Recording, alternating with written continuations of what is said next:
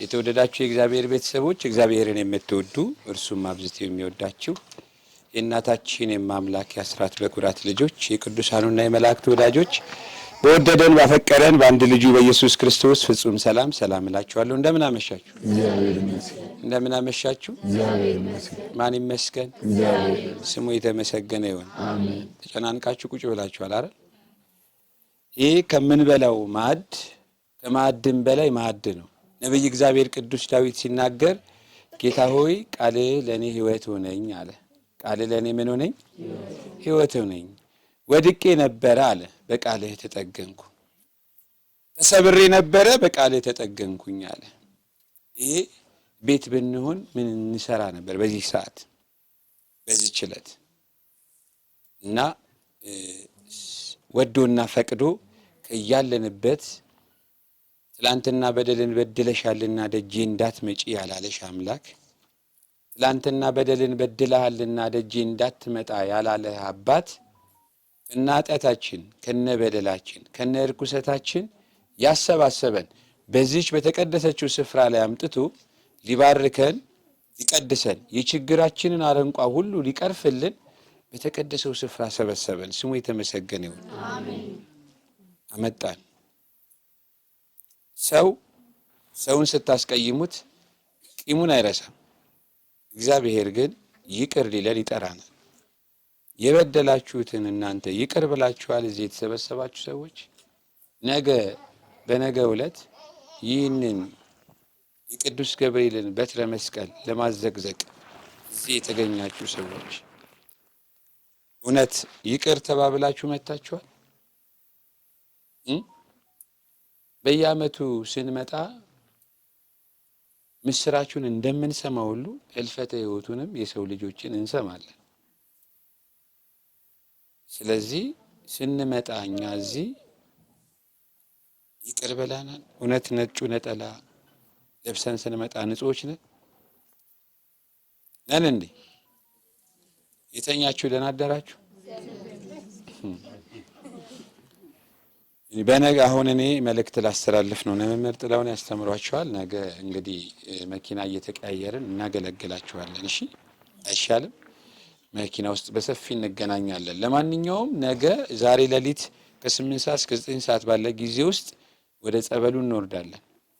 ጠመቁና ኪዳን 11 ሰዓት ይገባል። ወዲያው ኪዳን እንዳለቀ ነው ወደ ጸሎቱ መርሃ ግብር የሚገቡት። ስለዚህ እያንዳንዳችን በአውደ ምሕረቱ ላይ እንገኛለን ማለት ነው። አሁን ግቢ ስንዞር ስንጸልይ ምን ስንል ቆይተን የመቋሚያውና የመስቀሉ ስርዓት ካለፋችሁ አንዴ አለፈ በቃ። ተግባባን አይደል? አሁን በጣም ብዙ ሰዎች ወጥተው ሄደዋል። ንገሯቸው ወደምትመለሱበት ወደ የማደሪያው ቤት። አሁን እየነገሩኝ ነበር። ኪዳን እንዳለቀ ወደ ጸሎት ነው የሚገቡት። ቅዳሴ ከሰዓት በኋላ ስለሆነ ማለት ነው። ተግባብተናል። ስለዚህ የመገበሪያውን ስንዴ ቤተክርስቲያኗ ናት የምታዘጋጀው። እኛ ምን እናደርጋለን? ልክ ክርስትና ስሞቻችን የቤተሰቦቻችንን እንጽፍና አውደ ምሕረት ላይ ከምንገዛው ስንዴ ብር ውጪ 77 ብር ያሉ ነው አይደል? ስለዚህ ምን እናደርጋለን? እኛ 70ም ሆነ 50 ቤተክርስቲያኗ ተመን የላትም። እናንተ አቅማችሁ የወደደውን የፈቀደውን ነው የምትሰጧት ማለት ነው። ተግባባን? ስለዚህ የየቤተሰቦች ለአንድ ሰው 1 ኪሎ ነው፣ 2 ሰው 2 ኪሎ ነው። እንደሱ እናደርግና ክርስትና ስሞቻችሁን እዛ አውደ ምሕረት ላይ ነገ እንሰጣለን ማለት ነው። ጤነኛውም ይጮሃል። ጤነኛውም ሰው የዚህ የመቋሚያው ስርዓት ሲደረግ ይጮሃል። እስቲ እናንተ ነገ ከስርዓተ ጸሎቱ በኋላ ወደ አዲስ አበባ ተመላሽ ናችሁ። ዘብር ገብርኤል ደርሼ መጣሁ ትላላችሁ አይደል? ምንድነው የምትነግሯቸው? ምን ልትነግሯቸው ተዘጋጅታችኋል? እውነት ፍሬ አፈርታችኋል ወይንስ ዛሬ ትታችሁ ስለመጣችሁት ያቺ ተሰሎንቄ ከተማ ላይ ትታችኋት የመጣችኋትን የቤታችሁን የቋጡን ስናወራ ነው እዚህ የደረስነው ነው? ወይንስ ያ ከሩቅ የሰማነውን ከቅርብም የሰማነውን የገብርኤልን ብስራታዊውን ዜና እውነት በዓይናችንና በጆሮአችን ሰምተን ነገ ሄደን ለነሱም አዋጅ ልንናገር ተዘጋጅተናል ነው? እንዴት ነው የመጣ ነው?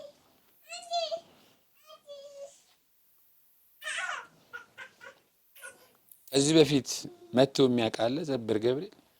እስቲ እጁን ከፍ ያድርግልኝ። እጹብ ድንቅ ስራውን የሰራላችሁ እስቲ እጃችሁን ከፍ አድርጉ። መታችሁ የተደረገላችሁ ከፍ የተደረገላችሁ አንድ ሰው፣ ሁለት ሰው፣ ሶስት ሰው። እስቲ ማዘር አረፍ በሉ እስቲ። ከኋላ ተከልያለሁ ቦታ የለም። ተቀበሉላችሁ ከኋላ ያላችሁ።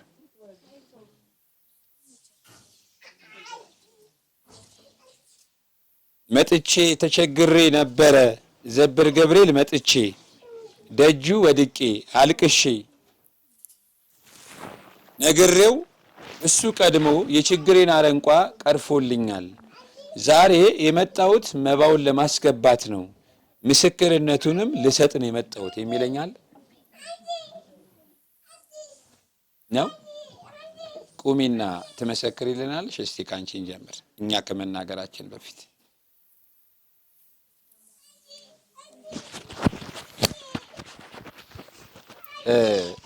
በመሀል የገባሁት መምህር ጥላሁንን አስቀምጬ ምስክርነት በራሱ ምንድነው? ምንድነው?